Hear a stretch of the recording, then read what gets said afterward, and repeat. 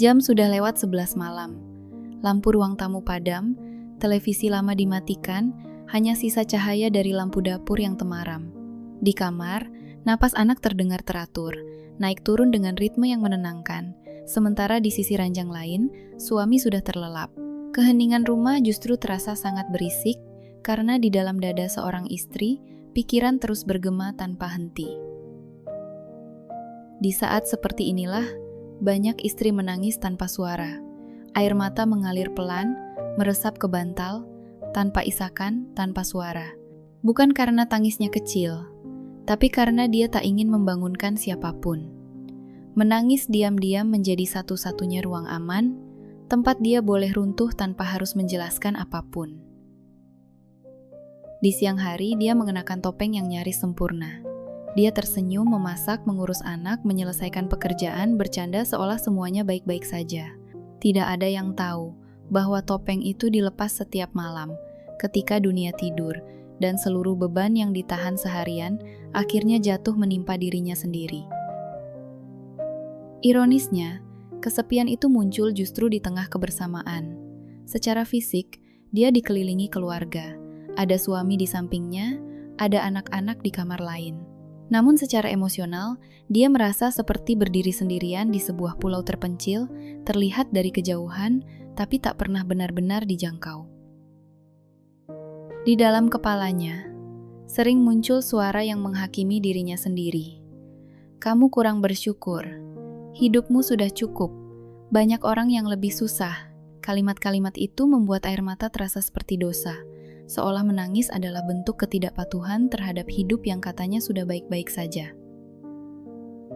Padahal air mata ini bukan tanda kelemahan.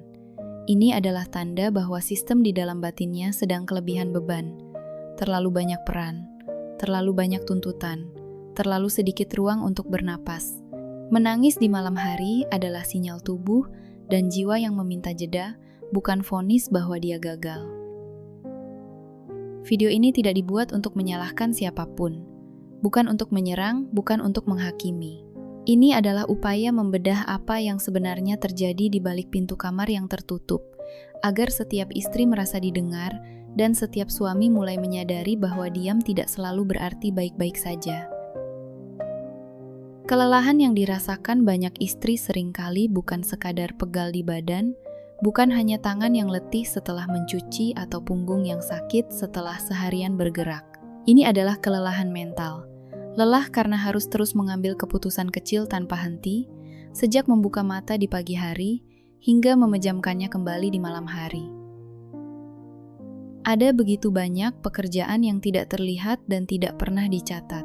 Mengingat jadwal imunisasi anak, memperkirakan kapan beras akan habis, memikirkan menu besok agar cukup gizi tapi tetap hemat, membaca suasana hati suami, memastikan anak tidak merasa kurang diperhatikan. Semua ini berjalan di kepala, senyap tanpa tepuk tangan. Otak seorang istri seringkali seperti browser dengan terlalu banyak tab terbuka, tidak pernah benar-benar tertutup. Bahkan saat dia duduk, bahkan saat dia rebahan, pikirannya tetap bekerja. Ada notifikasi imajiner yang terus berbunyi, mengingatkan hal-hal kecil yang tidak boleh lupa. Tubuhnya mungkin istirahat, tapi pikirannya tidak pernah benar-benar berhenti. Di keluarga dengan penghasilan UMR atau menengah ke bawah, tekanan ini terasa lebih tajam. Sang istri harus melakukan akrobat keuangan setiap hari, menghitung ulang belanja, menunda keinginan, menyiasati kekurangan, semua agar dapur tetap mengepul tanpa membuat suami merasa gagal atau terbebani. Perasaan menjadi manajer tanpa staf perlahan tumbuh. Dia mengatur segalanya, merencanakan semuanya, bertanggung jawab atas kelancaran rumah tangga. Namun ketika terjadi kesalahan kecil, anak sakit, uang kurang, emosi meledak, rasa bersalah itu hanya jatuh ke pundaknya sendiri. Yang sering memperparah luka ini adalah minimnya apresiasi verbal, bukan hadiah besar yang dibutuhkan, melainkan pengakuan sederhana. Ketika kerja keras tidak pernah disebut, tidak pernah diucapkan terima kasih, semua pengorbanan terasa seperti kewajiban kosong, bukan bentuk cinta yang hidup. Lama-kelamaan, kelelahan ini berubah menjadi burnout domestik, Bukan lagi marah, bukan lagi sedih, melainkan mati rasa. Tidak ada energi untuk bereaksi, tidak ada gairah untuk berharap. Dan di malam hari, saat semua diam, kehampaan itu akhirnya bocor dalam bentuk air mata yang jatuh tanpa suara. Banyak pasangan tidak benar-benar berpisah, namun perlahan berubah menjadi dua orang asing yang hidup dalam satu rumah. Fenomena ini sering disebut sebagai roommate syndrome. Ketika suami istri hanya berbagi ruang dan jadwal, tapi tidak lagi berbagi perasaan. Percakapan terbatas pada urusan anak, logistik rumah, dan kewajiban sehari-hari. Rasa sakit sering muncul di momen sederhana. Seorang istri ingin bercerita tentang harinya, tentang hal kecil yang melelahkan atau menyedihkan. Namun yang dia temui hanyalah layar ponsel yang lebih menarik, atau tubuh suami yang terlalu lelah hingga tertidur sebelum kata pertama sempat keluar. Setiap kali mencoba berbicara lebih dalam, dia merasa seperti sedang bicara dengan tembok. Jawaban singkat, respons datar, atau perubahan topik membuatnya belajar satu hal, bahwa membuka diri seringkali berujung pada kekecewaan. Bukan karena suaminya jahat, tapi karena tidak benar-benar hadir. Keintiman pun perlahan kehilangan maknanya. Sentuhan fisik hanya hadir saat ada kebutuhan biologis, bukan sebagai bentuk kehadiran emosional. Pelukan tanpa alasan, genggaman tangan saat lelah, atau sentuhan yang menenangkan. Semua itu semakin jarang terjadi dan meninggalkan kekosongan yang sulit dijelaskan. Di titik ini, banyak istri mulai merasa tidak terlihat. Keberadaannya seolah hanya dihargai karena fungsi, memasak, mengurus anak, menjaga rumah tetap berjalan. Bukan sebagai manusia utuh dengan keinginan, ketakutan, dan mimpi yang masih hidup di dalam dirinya. Ada juga beban menjadi sosok yang selalu dianggap kuat. Ketika seorang istri terlalu sering terlihat mampu, orang lain berhenti bertanya apakah dia baik-baik saja. The loneliness of being the strong one membuatnya merasa tidak punya izin untuk rapuh, bahkan di hadapan orang yang paling dekat dengannya. Perbedaan cara pria dan wanita memproses stres seringkali memperlebar jarak ini. Saat suami memilih diam dan menarik diri untuk menenangkan pikiran, istri justru membutuhkan koneksi untuk merasa aman. Dua respons yang berbeda ini bertabrakan di satu tempat tidur yang sama, menciptakan kesepian yang sunyi namun menyakitkan. Dalam budaya kita, kata sabar sering ditempatkan di posisi yang sakral. Sabar dianggap mulia, sabar dianggap dewasa. Namun maknanya kerap bergeser, bukan lagi kemampuan mengelola emosi, melainkan kewajiban untuk menahan luka tanpa suara. Seolah perempuan yang baik adalah perempuan yang mampu menderita dengan tenang. Tekanan tidak berhenti di dalam rumah. Ia datang dari keluarga besar, dari komentar halus yang menyakitkan, dari perbandingan dengan ipar, dari tuntutan tak tertulis untuk selalu terlihat mampu. Konflik laten dengan mertua atau keluarga pasangan sering kali dipendam, karena melawan berarti dianggap tidak tahu diri. Di era media sosial, luka ini semakin diperdalam. Lini masa dipenuhi potret istri sempurna, rumah rapi, anak manis, suami romantis. Tanpa sadar, sang istri membandingkan realitas hidupnya dengan potongan hidup orang lain yang sudah dipoles. Perasaan gagal tumbuh, meski yang dia lihat bukan kenyataan utuh. Bagi istri yang bekerja, beban menjadi berlapis. Tanggung jawab profesional di kantor harus tetap dipenuhi, namun setibanya di rumah, peran domestik menunggu tanpa kompromi. Double burden ini membuat kelelahan terasa kronis, karena tidak ada ruang di mana dia boleh benar-benar berhenti. Banyak istri juga hidup dalam ketakutan akan label. Takut disebut durhaka jika bersuara, takut dianggap kufur nikmat jika mengeluh. Narasi ini membuat perasaan sendiri terasa ilegal. Dia menjadi pilihan paling aman, meski perlahan menggerogoti kesehatan mentalnya. Dalam banyak keluarga, masalah tidak pernah dibicarakan secara terbuka. Ada budaya diam yang diwariskan, di mana konflik disapu ke bawah karpet dan dianggap selesai. Padahal yang terjadi, luka hanya dipendam, menumpuk, dan berubah menjadi ketegangan yang tak terlihat tapi selalu terasa. Stigma terhadap perceraian dan kegagalan rumah tangga membuat banyak istri memilih bertahan demi anak. Mereka bertahan bukan karena bahagia, tapi karena takut. Takut penilaian sosial, takut masa depan yang tidak pasti, meski jauh di dalam diri, jiwanya sudah lama merasa sendirian. Sebelum semua peran ini melekat, dia pernah menjadi seseorang yang berbeda.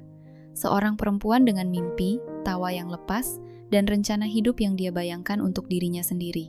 Kini, sosok itu terasa seperti kenangan jauh, samar, seolah pernah ada, tapi tak lagi dikenali saat bercermin. Seiring waktu, otonomi atas hidupnya perlahan menyusut. Keputusan kecil pun tak lagi murni miliknya. Waktu, energi, bahkan keinginan pribadi harus selalu disesuaikan dengan kebutuhan orang lain. Di titik ini, dia mulai merasa hidupnya bukan lagi miliknya sendiri. Ada rindu yang sulit dijelaskan. Rindu pada versi dirinya yang tidak selalu cemas, tidak selalu merasa bersalah saat ingin beristirahat, dan tidak perlu meminta izin untuk sekadar menikmati waktu sendiri. Rindu ini diam-diam tumbuh menjadi kesedihan yang dalam. Dia terus memberi, tanpa henti, seperti pohon yang berbuah setiap musim, namun lupa disiram. Energi, perhatian, dan kasih sayang diberikan untuk semua orang, sampai akhirnya akar batinnya sendiri mengering, rapuh, dan hampir tak mampu menopang lagi. Perubahan fisik setelah melahirkan juga meninggalkan luka yang jarang dibicarakan. Tubuh yang berbeda, bekas lelah yang menetap, membuat rasa percaya diri menurun. Di dalam diam, dia bertanya apakah dirinya masih cukup menarik, masih layak dicintai. Pengorbanan diri sering dipuji sebagai bentuk cinta tertinggi. Mengalah, menunda, menghapus kebutuhan sendiri dianggap mulia. Padahal ketika dilakukan terus-menerus, self-sacrifice berubah menjadi penghancuran diri yang pelan tapi pasti. Air mata di malam hari seringkali bukan hanya tentang lelah hari ini. Itu adalah tangisan duka untuk dirinya yang lama, perempuan yang pernah utuh, yang kini terasa terkubur di balik rutinitas dan tuntutan tanpa jeda. Bagi banyak istri, berbicara jujur terasa jauh lebih menakutkan daripada memendam. Setiap kali kejujuran muncul, ada bayangan konflik yang mengikuti.